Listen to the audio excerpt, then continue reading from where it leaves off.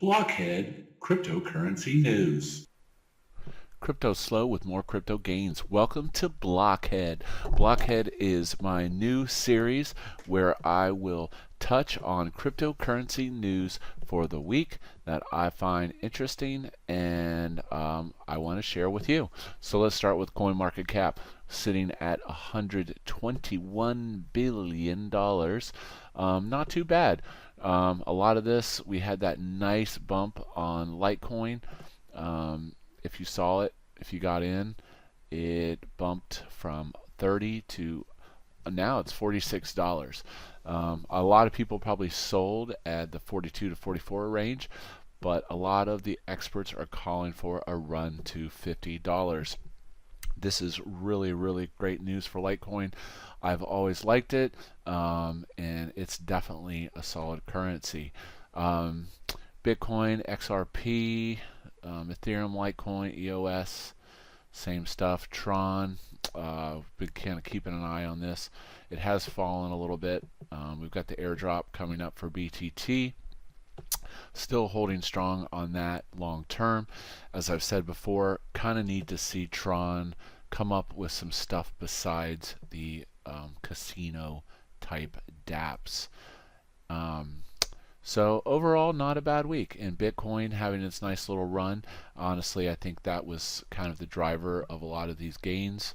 If we go to the 1 day, actually a 7 day, had this nice half a Bart Simpson up, looking pretty good.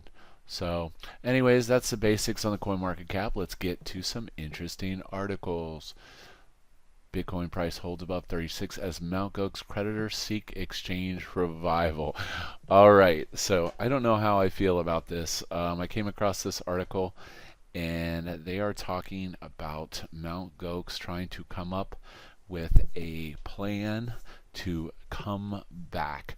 The real question is, do we really need this exchange back in our life? I don't know, man. After basically the effects of this exchange have haunted us for years. It was such a blow to the market back when all those coins were hacked, and I really do believe that they never did get to the bottom of really what happened. There's definitely some interesting articles out there on with the mysterious trader bots and all that stuff, but I don't know. What do you think of Mt. Gox coming back? It's kind of scary, actually. I'm not really a fan. So, anyways, that is Mt. Gox. Next set of news. Crypto Dungeons becomes the latest blockchain game to join Tron. Okay, so if you've been following a lot of dApps, a lot of the Ethereum dApps are getting ported on to Tron because it has a lot faster confirmations and just overall makes for a more pleasant experience. Now, I was reading this, Crypto Dungeons, this looks like a plug. You know, does it look interesting? Yes. Now, here is a counterpoint to this. Let's go back over to the dApp radar for Tron. And I want to kind of give you a little advice on this. And as you know, a while back ago, a game called Evolution Land came out. And this was a port basically from Ethereum as well. Okay, now as you can see, Evolution Land only has 92 users. So this was a pretty cool dApp that started up, looked like it had a ton of potential, and quite honestly, it was, in my opinion, it was a cash grab because the game wasn't truly thought through as much. So basically what happened was people bought all these lands and these apostles to mine resources, but the game has really gone nowhere and the usership of it has dropped to zero. And I know a lot of people invested heavily in Evolution Land and it just kind of fizzled out.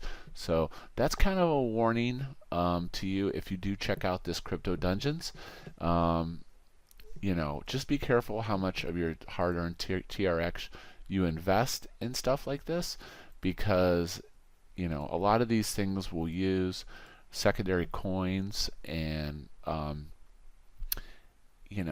they just have the potential to leave you hanging, and you'll have a bunch of worthless nothing. So Crypto Dungeons, if you're into the RPGs, check it out.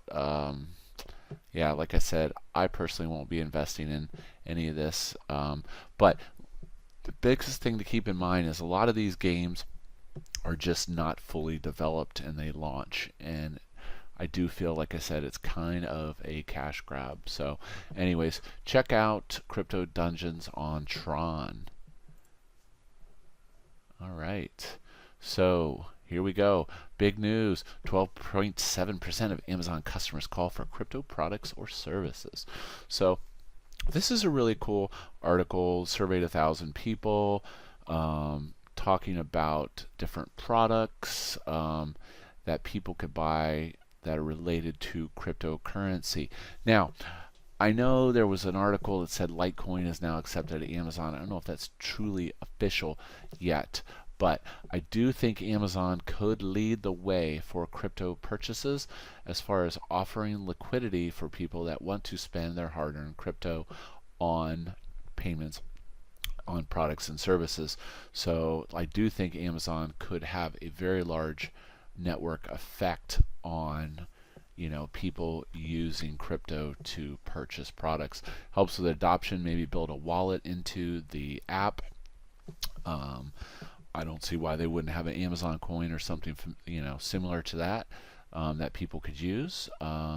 Be pretty cool. So that's Amazon. Litecoin developers to integrate Mimblewimble. Now, there are some people that said that the reason behind the bull run for Litecoin was related to the Mimblewimble technology. I don't know how much merit I post to that, but it's definitely cool that the Litecoin Foundation is still actively developing Litecoins. And I know there's a lot of people that say Litecoin is a trash coin, but Litecoin still remains one of my favorite coins for moving payment around. I mean, it confirms quick. It has a decent amount of liquidity. If I'm moving exchange to exchange, I usually use Litecoins. But the concept of this article is the Mimblewimble technology is privacy technology that allows transactions to happen without traceability. And I do believe, a lot of the privacy experts are saying that privacy will be very important once crypto gets going. Right now, it doesn't really seem that important to a lot of people. Therefore, you're not seeing the value in the privacy coins. Otherwise, like Verge and all these would be really mooning at this point. So I just think the market is a little early for these types of coins, but it's great to see someone like Litecoin put technology like this into their coin to further the value proposition. Peer-to-peer trading in Venezuela last year was more than India and Canada combined. Actually, there is a lot of buzz right now on the internet that the volumes of OTC are off the charts. And the reason why is everyone is getting their crypto off radar. And it's way more than what you're seeing on CoinMarketCap and in the public's eye, which makes sense. People want to get in low and not spike the market by buying lots of crypto over the exchanges, or they just don't want to be known, or their exchange they can't access exchanges and they're blocked. So a lot of OTC stuff going on right now, and this article really supports the fact that the crypto market is actually moving much faster. It's just happening behind closed doors. Okay. All right. This was a really cool article. 85% of Monero network is reportedly dominated by ASICs. So there was actually a very technical article on the Median that talked about the ability to find nonces. And these are basically like signatures that the basically they can identify these ASICs, and you know, it's even more detectable because of how you saw after the fork to the new kryptonite algo, and then the ASICs came right back. So it does seem that somebody has been able to figure out how to get these ASICs working on Monero. The interesting part is that a lot of the hashes are found in the lower values, and they're talking about that 80 that a high percentage. So basically, the person has been able to code a mining software that will limit the numbers that are being fed into the hash so that it can more effectively bind to Monero blocks. So this is a kind of a good thing to be aware of if you're a Monero investor. Very cool. Security token leaders meet for STO Future Global Conference in Singapore. So this was kind of cool. More talk about the STOs, and again, we had the launch of T0 recently, and you know, we were hoping for some Raven love, but we have not seen that so far. But the platform is open, but it's to institutional investors, so we have to wait a little bit before the average Joe can get involved in this.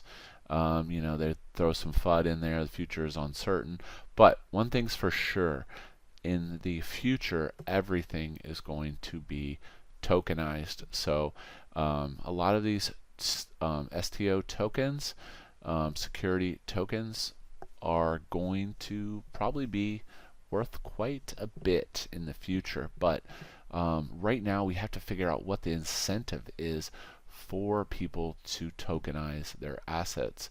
And this could be driven by, you know, the bigger institutions and stuff. But we'll definitely see. I doubt that the banks are going to let T0 grab all of the money. So yeah, very cool. So, but I personally like the security tokens, but you know, whether or not they're going to moon anytime in the future, it could be 3 to 5 years out. So we're just going to keep an eye on these and keep hoping for the best for the future of security tokens. All right, thanks for watching. I hope you enjoyed the news. I'll leave links down to the articles below. This has been my new series, Blockhead, Cryptocurrency Weekly News. This is CryptoSLO. If you're not talking gains, then we're not talking.